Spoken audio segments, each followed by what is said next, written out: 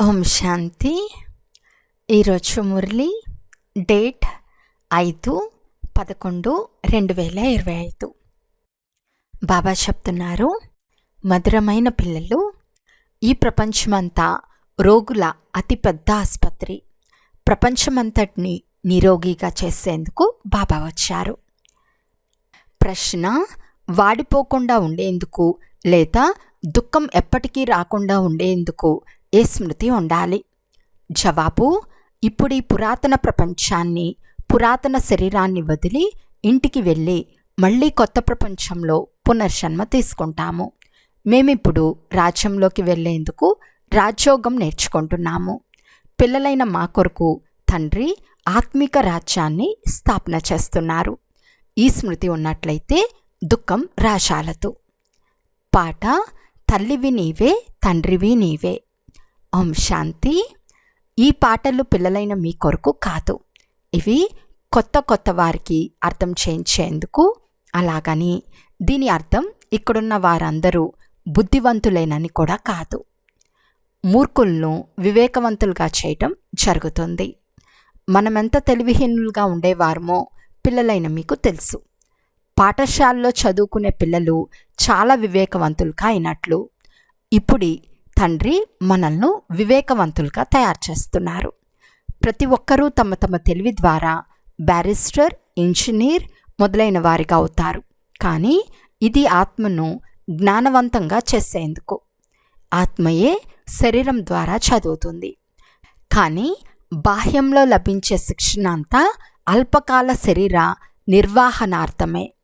కొంతమంది కొద్దిగా సుఖపడేందుకు, ధనం, ఉద్యోగం మొదలైనవి సులభంగా పొందేందుకు, బ్రతుకు తెరువు కొరకు హిందువులు క్రైస్తవులుగా అయ్యే మత మార్పిడికి కూడా సిద్ధమవుతూ ఉంటారు. ఇది రోగాల ప్రపంచం కావున మనం మొట్టమొదట ఆత్మాభిమానులుగా అవ్వవలసి ఉంటుందని పిల్లలైన మీకిప్పుడు తెలుసు. ఇదే ముఖ్యమైన విషయం. రోగులుగా అవ్వని మనుషులు ఎవరూ లేరు. ఏదో ఒక వ్యాధి కొంచెంలో కొంచెమైనా తప్పకుండా ఉంటుంది. ఈ ప్రపంచమంతా అతిపెద్ద హాస్పిటల్. ఇందులోని మనుషులందరూ పతితులుగా, రోగులుగా ఉన్నారు. ఆయువు కూడా చాలా తక్కువగా ఉంటుంది. అకస్మాత్తుగా మృత్యు పాలవుతూ ఉంటారు. మృత్యు కొరలకు చిక్కుకుపోతారు. ఇది కూడా పిల్లలైన మీకు తెలుసు. పిల్లలైన మీరు కేవలం భారతదేశానికి కాక మొత్తం విశ్వానికి అంతటికీ గుప్త రీతిలో సేవ చేస్తారు. ముఖ్యమైన విషయం, తండ్రిని గురించి ఎవరికీ తెలియదు. మనుషులై ఉండి పారలౌకిక తండ్రి గురించి తెలియదు. వారి పట్ల ప్రీతిని ఉంచరు. ఇప్పుడు తండ్రి అంటున్నారు, నా పట్ల ప్రేమను కలిగి ఉండండి. మీరు నాపై ప్రేమ ఉంచుతూ నా చేతిలో తిరిగి ఇంటికి రావాలి. వాపస్ వెళ్ళేంతవరకు ఈ చిచి ప్రపంచంలో ఉండవలసి ఉంటుంది. మొట్టమొదట మీరు దేహాభిమానుల నుండి దేహీ అభిమానులుగా అవ్వండి. అప్పుడు మీరు ధారణ చేయగలరు, తండ్రిని స్మృతి చేయగలరు. దేహీ అభిమానులుగా అవ్వలేదంటే ఎందుకు పనికిరారు. అందరూ దేహాభిమానులుగానే ఉన్నారు. మేము ఆత్మాభిమానులుగా అవ్వలేకపోయినా, తండ్రిని స్మృతి చేయలేకపోయినా మనం మునుపుటిలాగానే ఉన్నామని మీకు తెలుసు. ముఖ్యమైన విషయం ఏమిటి అంటే దేహీ అభిమానులుగా అవ్వటం. రచన గురించి తెలుసుకోవటం కాదు. రచయిత మరియు రచనల జ్ఞానమని మహిమ కూడా చేయబడుతుంది. మొదట రచన, తర్వాత రచయిత జ్ఞానమని చెప్పరు. మొదట రచయిత, వారే తండ్రి, ఓ గాడ్ ఫాదర్ అని కూడా అంటారు. వారు వచ్చి పిల్లలైన మిమ్మల్ని తమ సమానంగా తయారు చేస్తారు.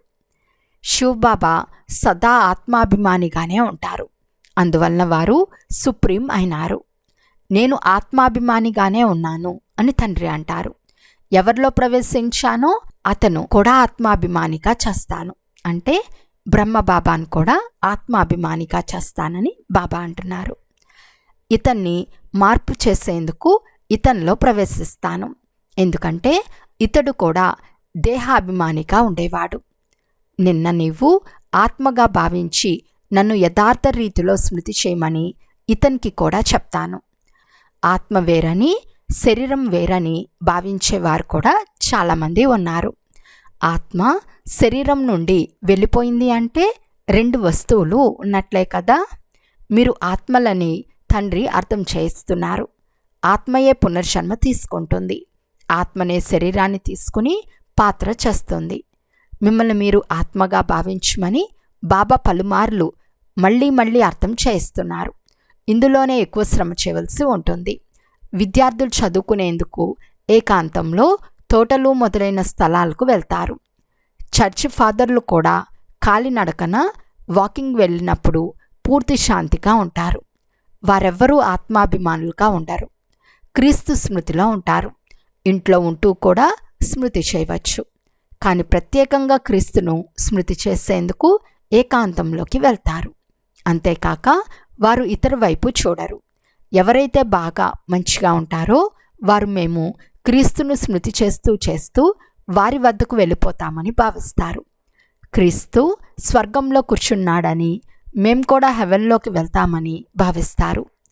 యేసుక్రీస్తు హెవెన్లీ గాడ్ ఫాదర్ వద్దకు వెళ్ళాడని మేము కూడా స్మృతి చేస్తూ చేస్తూ హెవెన్లీ గాడ్ ఫాదర్ వద్దకు వెళ్తామని భావిస్తారు. క్రైస్తవులంతా వారి పిల్లలమని భావిస్తారు. వారిలో కొంత జ్ఞానం మంచిగానే ఉంది. కానీ వారు ఇలా భావించడం తప్పు అని మీరంటారు. ఎందుకంటే యేసుక్రీస్తు ఆత్మ పైకి వెళ్ళనే లేదు. క్రీస్తు అనే పేరు శరీరానికి చెందినది. అతన్నే సిలువ పైకి ఎక్కించారు. ఆత్మ ఉరికమ్మం అంటే క్రాస్ పైకి ఎక్కదు. కాబట్టి ఇప్పుడు క్రీస్తు ఆత్మ గాడ్ ఫాదర్ వద్దకు వెళ్ళిందని అనటం కూడా తప్పే అవుతుంది. ఎవరైనా వాపస్ ఎలా వెళ్తారు? కల్పాంతమున తండ్రి వచ్చి తన జతలో అందర్నీ తీసుకెళ్లే వరకు ఎవ్వరూ పరంధామానికి వెళ్ళలేరు. ప్రతి ఒక్కరూ స్థాపన తర్వాత పాలన తప్పకుండా చేయవలసి ఉంటుంది. ఇంటికి సున్నం కొట్టించటం వంటివి జరుగుతాయి. ఇది కూడా పాలన చేయటమే కదా అని పిల్లలైన మీరు అంటారు. ఇప్పుడు మీరు బేహద్దు తండ్రిని స్మృతి చేయండి. ఈ జ్ఞానం అనంతమైన తండ్రి తప్ప ఇంకెవ్వరూ ఇవ్వలేరు. స్వకల్యాణం చేసుకోవాలి. రోగులుగా ఉన్న మీరు నిరోగులుగా అవ్వాలి. ఇది రోగగ్రస్తుల అతిపెద్ద ఆసుపత్రి. పూర్తి విశ్వం అంతా రోగుల హాస్పిటల్. రోగులు తప్పకుండా త్వరగా చనిపోతారు. తండ్రి వచ్చి ఈ మొత్తం విశ్వం అంతటిని నిరోగిగా చేస్తారు. ఇక్కడే నిరోగులుగా అవుతారని కాదు. నిరోగులు సదా ఆరోగ్యవంతులు. అక్కడ ఆయువు కూడా ఎక్కువగా ఉంటుంది. రోగి వికారిగా ఉంటాడు. కానీ నిర్వీకారులు రోగులుగా అవ్వరు. వారు సంపూర్ణ నిర్వీకారులని తండ్రి చెప్తున్నారు. ఈ సమయంలో పూర్తి విశ్వం అంతా, ప్రత్యేకించి భారతదేశం రోగగ్రస్తమై ఉందని తండ్రి చెప్తున్నారు. పిల్లలైన మీరు మొట్టమొదట నిరోగి ప్రపంచంలోకి వస్తారు.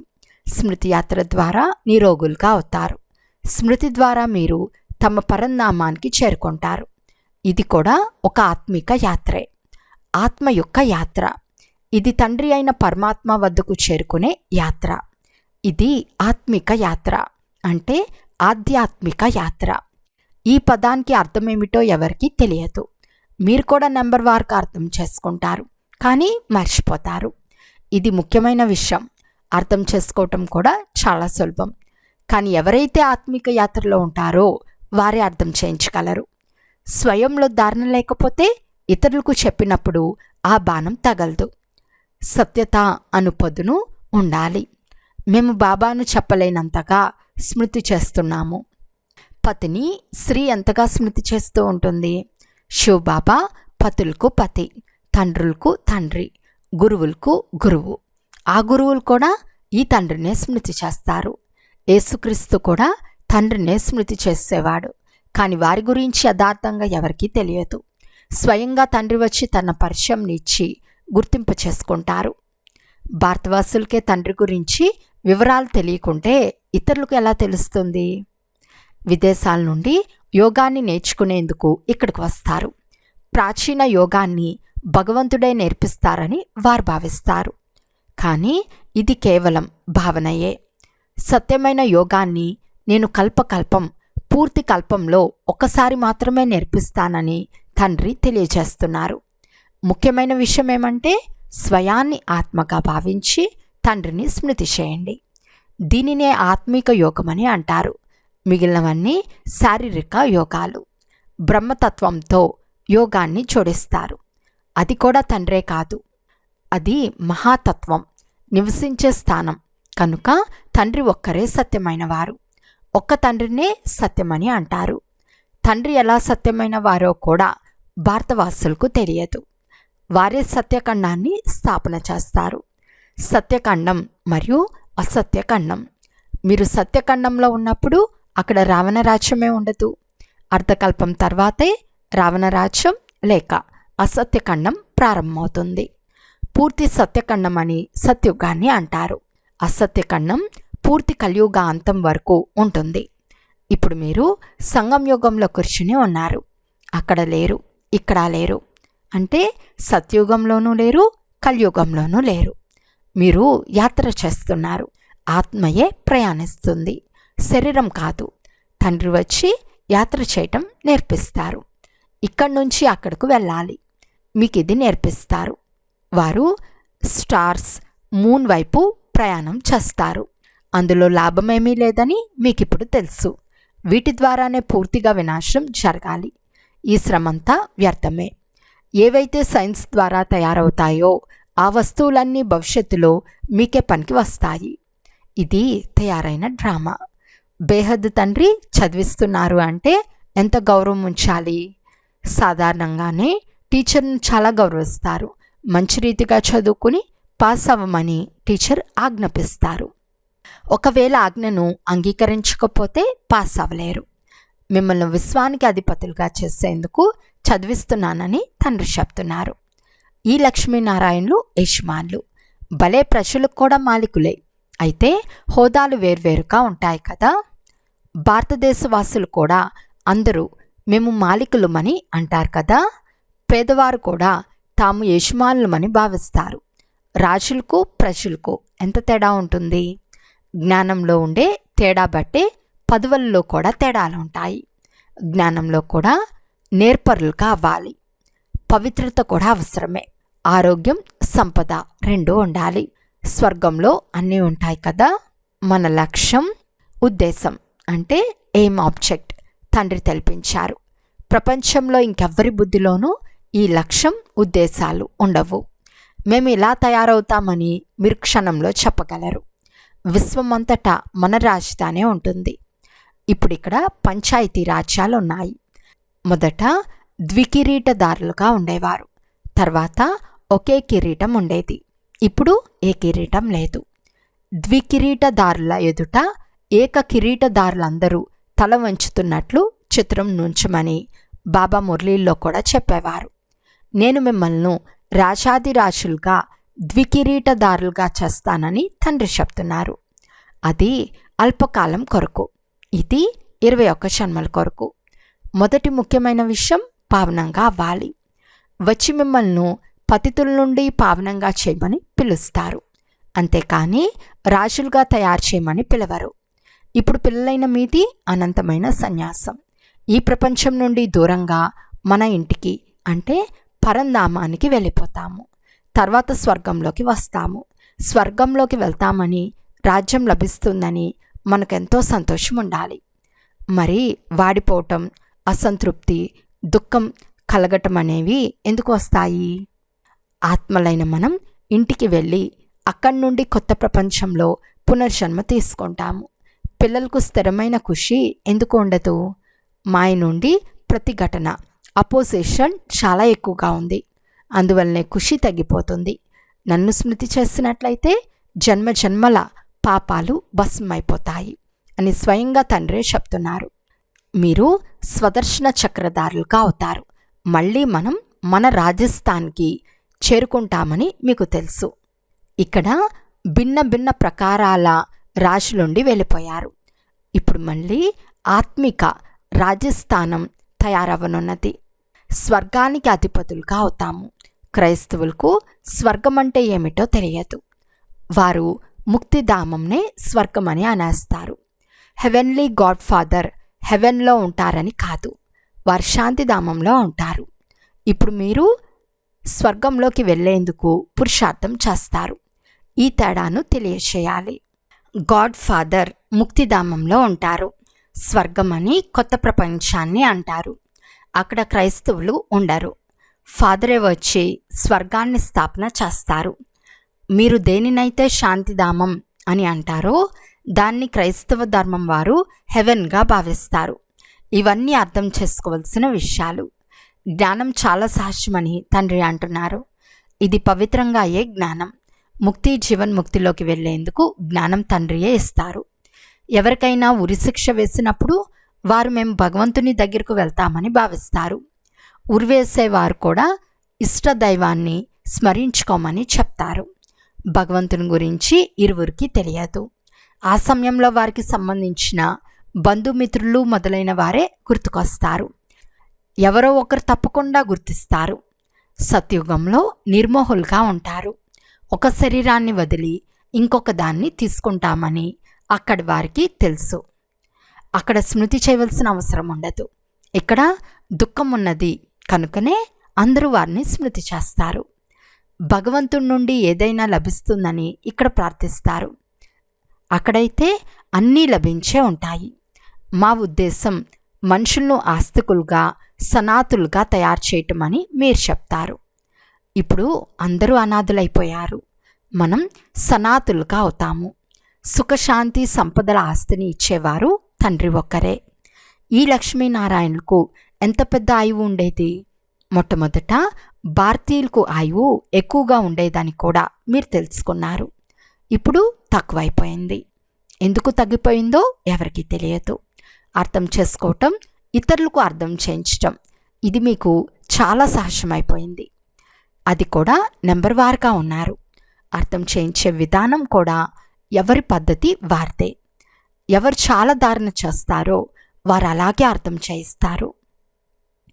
అచ్చా, మధురాతి మధురమైన అపురూపమైన పిల్లలకు మాతాపిత బాప్దాదాల ప్రియ స్మృతులు మరియు గుడ్ మార్నింగ్.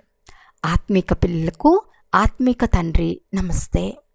ఆత్మిక తండ్రికి ఆత్మిక పిల్లల యొక్క ప్రియ స్మృతులు మరియు నమస్తే నమస్తే నమస్తే.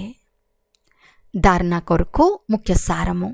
ఫస్ట్ పాయింట్, తండ్రి ఎలా సదా ఆత్మాభిమానులుగా ఉంటారో మీరు కూడా ఆత్మాభిమానులుగా ఉండేందుకు పూర్తి పురుషార్థం చేయాలి. ఒక్క తండ్రినే హృదయపూర్వకంగా ప్రీతి చేస్తూ తండ్రి శతలోనే ఇంటికి వెళ్ళాలి. సెకండ్ పాయింట్, అనంతమైన తండ్రికి పూర్తిగా గౌరవం ఇవ్వాలి. అనగా తండ్రి ఆజ్ఞానుసారంగా నడవాలి. పిల్లలు బాగా చదువుకొని పాస్ అవ్వండి అని తండ్రి మొదట ఆజ్ఞాపిస్తున్నారు. ఆ ఆజ్ఞను పాలన చేయాలి. ఈరోజు వరదానము. శక్తిశాలి సేవ ద్వారా నిర్బల్లో బలాన్ని నింపే సత్యమైన సేవాదారీ భవ. సత్యమైన సేవాదారుల వాస్తవిక విశేషత నిర్బల్లో బలం నింపేందుకు నిమిత్తులుగా అవ్వటం. సేవ అయితే అందరూ చేస్తారు, కానీ సఫలతలో తేడా ఏదైతే కనిపిస్తుందో అందుకు కారణం సేవ యొక్క సాధనాలలో శక్తి తక్కువగా ఉండటం. ఎలాగైతే కత్తిలో పదును లేకుంటే ఆ కత్తి పనిచేయదో అలా సేవ యొక్క సాధనాలలో స్మృతి శక్తి అనే పదును లేకుంటే సఫలత ఉండదు. అందువలన శక్తిశాలి సేవాదారులుగా అవ్వండి. నిర్బల్లో బలం నింపి క్వాలిటీ గల ఆత్మలను వెలికి తీయండి. అప్పుడు సత్యమైన సేవాదారులు అని అంటారు. స్లోగన్: ప్రతి పరిస్థితిని ఎగిరే కలకు సాధనంగా భావించి సదా ఎగురుతూ ఉండండి. అవ్యక్త సూచన: అశరీరి లేక విదేహీ స్థితి యొక్క అభ్యాసాన్ని పెంచండి. అశరీరిగా అవ్వటం సహజమే, కానీ ఏ సమయంలో ఏదైనా విషయం ముందున్నా, ఏదైనా సేవ యొక్క జంజాటం ముందున్నా, ఏవైనా ఆందోళనలోకి తీసుకొచ్చే పరిస్థితులు వచ్చినా అటువంటి సమయంలో అనుకున్న వెంటనే అశరీరిగా అయిపోవాలి. అలా అయ్యేందుకు చాలా కాలపు అభ్యాసం ఉండాలి. అనుకోవటం మరియు చేయటం జతలో జరగాలి. అప్పుడు అంతిమ పరీక్షలో పాస్ అవ్వగలరు. అచ్చా, ఓం శాంతి.